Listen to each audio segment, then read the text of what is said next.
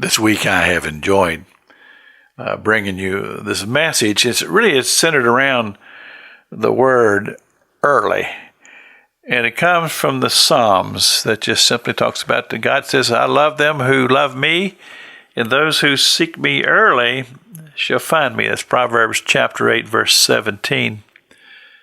And I brought you several thoughts this week about this, but it really causes me to think about the person who is just totally lost.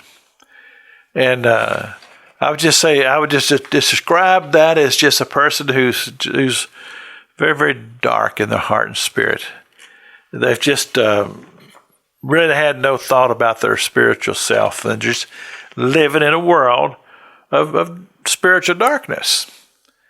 But then one day something happens and they are able to just get a glimpse of spiritual light. It's often very, very slight.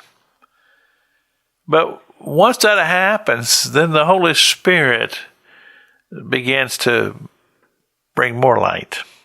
And indeed, it was the Holy Spirit in the first place. And then, as that light begins to flood that dark soul, there becomes a desire for more light. And God begins the process of bringing this person to an awakening. And this is why we hear these wonderful testimonies of people who are just in total darkness, just didn't have any thought of spiritual things. But like I say, something happened. And I'm just always amazed when I'm someplace and somebody shares that type of testimony about, I was in darkness spiritually. God has brought me to the light. There's been an awakening. That's brought me to a time of seeking in my life to where I want to draw even closer to Him. And then that spiritual growing process, which we hope that we would never lose. That's just seeking after God and His loveliness and His righteousness and His holiness. And so I thought about this, and I said, well, what about the person who is a believer? You're a believer. And you believe that you are born again. You've had an enlightenment. God's come into your heart and your soul. And you understand the admonition that Jesus gave to His church before He left us. He said, go and preach my gospel.